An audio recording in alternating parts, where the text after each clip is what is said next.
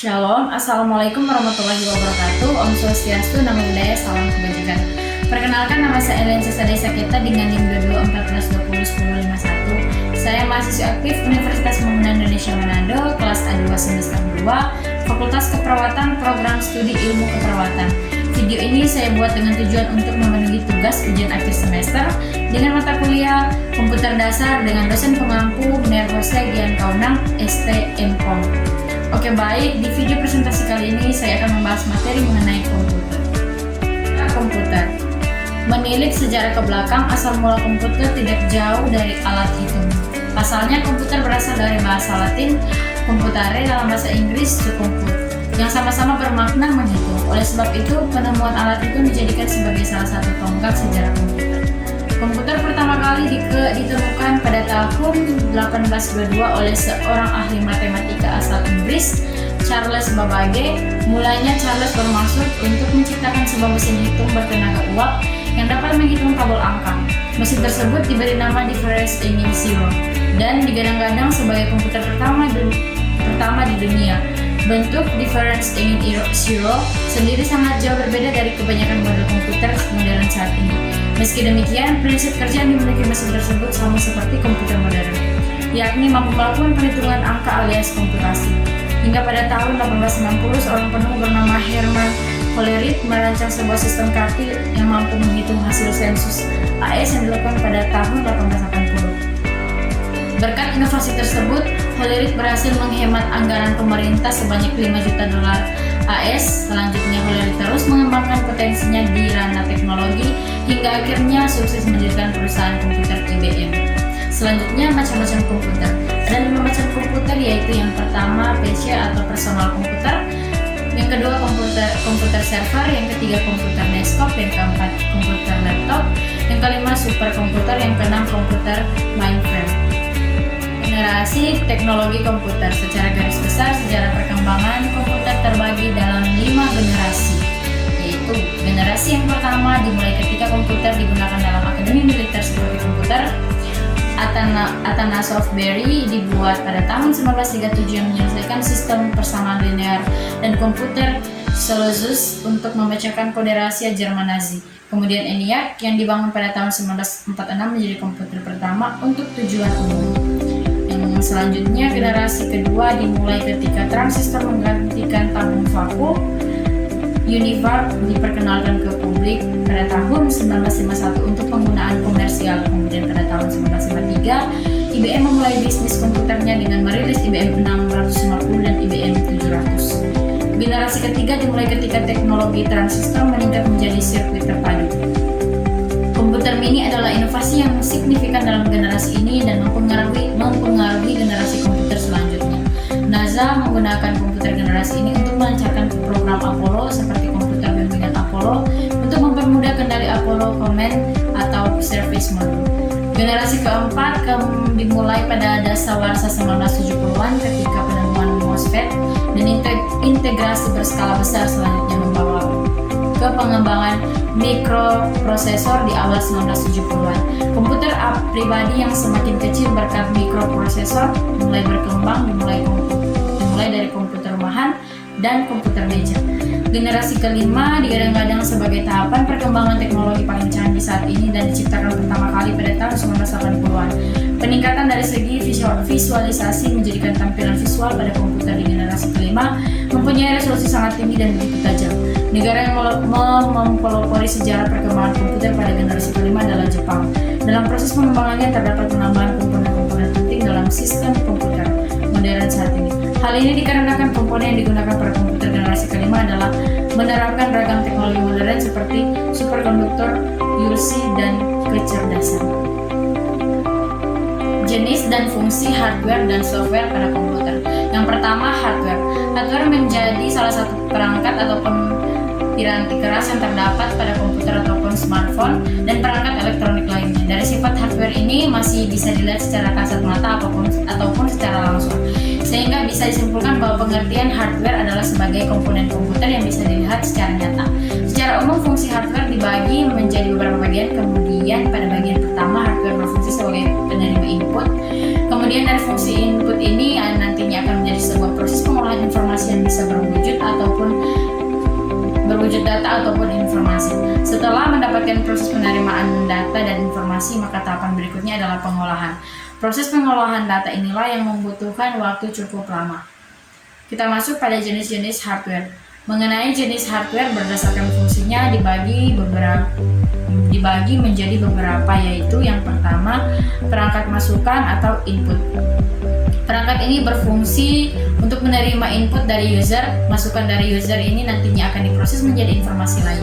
Data di sini bisa berupa gambar, video, teks, dan juga audio. Contoh perangkat ini antara lain keyboard, mouse, mic, scan, webcam, dan lain-lain.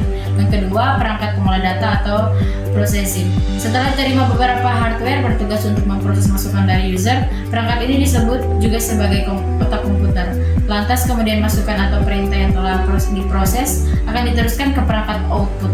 Contoh perangkat ini antara lain VGA, RAM, dan power supply. Perangkat keluaran atau output. Setelah diproses, perangkat ini akan memberikan keluaran sesuai perintah atau masukan yang telah diinput oleh user.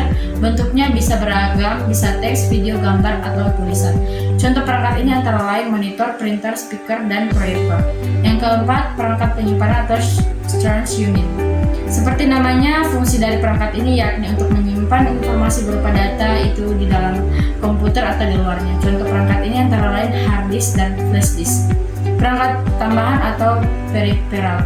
Perangkat ini bertugas membantu komputer untuk melakukan tugas yang diinput dari pengguna. Contoh perangkat ini yakni modem. Software. Perangkat lunak ataupun software menjadi satu komponen penting di sistem komputer ataupun smartphone. Software sendiri menjadi sebuah perangkat lunak yang berwujud program ataupun aplikasi yang mampu menjalankan semua perintah sesuai dengan fungsi masing-masing. Software memiliki fungsi dan dalam mengatur hardware atau perangkat keras yang ada pada komputer. Dengan begitu, komputer yang digunakan dapat bekerja dengan baik sesuai pekerjaan apa yang dibutuhkan. Software juga dapat digunakan sebagai penghubung antara beberapa software yang lain dengan hardware komputer. Jenis-jenis software. Dalam penggunaannya, software masih diklasifikasikan lagi. Ada dua jenis klasifikasi software. Yang pertama berdasarkan jenisnya dan yang kedua berdasarkan distribusinya. A. Berdasarkan jenisnya. Sistem operasi atau operating system. Ini adalah salah satu software yang berfungsi untuk mengkoordinasikan setiap komponen baik itu dalam komputer atau smartphone. Contoh operating system adalah Android, Apple, dan lain-lain. Bahasa pemrograman. Perangkat lunak ini berfungsi untuk memberikan instruksi guna mendefinisikan suatu program. Contoh perangkat lunak ini adalah Java, PHP, Microsoft Visual Basic. Program aplikasi atau application program. Perangkat lunak ini adalah paling sering kita gunakan fungsinya untuk memudahkan kita dalam melakukan aktivitas sehari-hari. Contoh dari program aplikasi adalah Microsoft Office, Photoshop, dan Canva. Yang kedua berdasarkan dari distribusinya. Yang pertama, freeware. Perangkat lunak yang bisa digunakan secara gratis, tidak berbayar, dan tidak ada batas waktu penggunaannya. Namun biasanya fiturnya tidak lengkap. Yang kedua, adware. Perangkat lunak ini bisa didapatkan dengan gratis, namun ada kompensasi berupa iklan di dalamnya. Yang ketiga, spyware. Perangkat lunak ini dibuat khusus untuk memata-matai aktivitas dari pengguna komputer.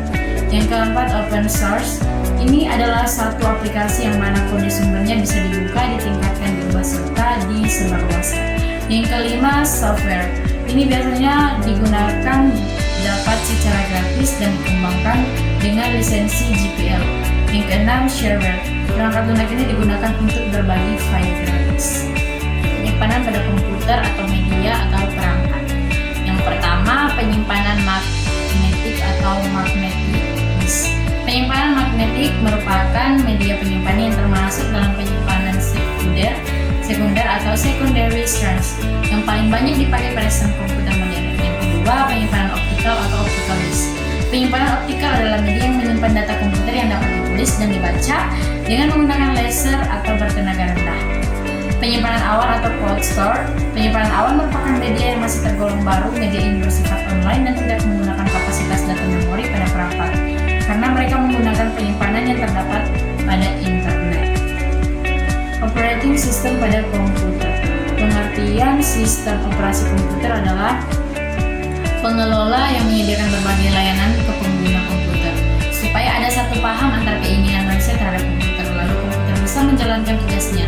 Maka di sini tugas sistem operasi harus ada supaya kinerja suatu mesin atau komputer itu bisa berjalan dan menghasilkan sesuatu dengan baik. Ya, fitur utama atau penting pada sistem operasi komputer yaitu yang pertama mekanisme boot, yaitu meletakkan kernel dalam memori. Yang kedua, kernel yaitu inti dari sebuah sistem operasi. Yang ketiga, command interpreter atau shell yang bertugas membaca input dari pengguna. Pustaka-pustaka yaitu menyediakan kumpulan fungsi dasar dan standar yang dapat dipanggil oleh aplikasi lain. Yang kelima, driver untuk berinteraksi dengan hardware eksternal sekaligus untuk mengontrolnya. Software Microsoft Word merupakan program aplikasi pengolah kata atau word processor yang bisa digunakan untuk membuat laporan, membuat dokumen berbentuk surat kabar, membuat label surat, membuat table pada dokumen, dan masih banyak lagi dokumen-dokumen lain yang bisa dibuat dengan menggunakan Microsoft Word. Fungsi menu atau tools yang penting untuk diketahui dalam menggunakan aplikasi pengolah kata atau Microsoft Word. Fungsi Microsoft Word secara umum. Microsoft Word digunakan untuk membuat, mengedit, dan menyimpan dokumen, tapi ada banyak hal yang bisa dilakukan oleh Microsoft Word, bukan cuma sekedar menulis laporan, cerita, atau lainnya. Berikut beberapa fungsi, yaitu yang pertama, membuat dokumen. Salah satu fungsi utama dari Microsoft Word adalah membuat dokumen. Kamu bisa membuat dokumen apa saja yang kamu butuhkan dan inginkan. Microsoft Word juga menyediakan berbagai template gratis yang bisa kamu gunakan untuk membuat dokumen tertentu. Yang kedua, mengedit dokumen. Selain membuat berbagai file di Microsoft Word, kamu juga bisa melakukan pengeditan tulisan. Misalnya saja ketika kamu salah menulis atau typo, maka kamu hanya perlu menekan tombol backspace untuk menghapusnya. Kenapa fungsi-fungsi tersebut begitu penting? Menurut saya, fungsi-fungsi yang sudah disebutkan tadi sangat penting karena sangat dapat membantu mahasiswa dalam pembuatan tugas yang diberikan oleh dosen, terlebih lagi seperti membuat dokumen dan laporan di Word. Sekian video presentasi dari saya. Jika ada kesalahan atau salah kata, saya mohon maaf. Sekian dan terima kasih. Selamat datang di Universitas Pembangunan Indonesia Manado. Di Universitas Pembangunan Indonesia Manado terdiri atas 6 fakultas dan 8 program studi. Di antaranya Fakultas Teknik, Fakultas Hukum, Fakultas Fisik, Fakultas Sastra, Fakultas Pertanian, dan yang paling utama dan yang paling favorit di Universitas Pembangunan Indonesia Manado adalah Fakultas Keperawatan. Bagi teman-teman, bagi kakak-kakak, bagi adik-adik yang masih bingung mau masuk universitas mana dan masih ragu-ragu untuk pilih universitas mana, marilah bergabung bersama kami di keluarga besar Universitas Pembangunan Indonesia Manado. Jangan takut, jangan ragu karena Universitas Pembangunan Indonesia Manado sudah terakreditasi B. Mari juga bergabung dengan Torang, apalagi yang teman-teman semua yang ingin menjadi perawat. Bergabung bersama kami di keluarga besar FAKEP Universitas Pembangunan Indonesia Manado. Jangan lupa join ya guys.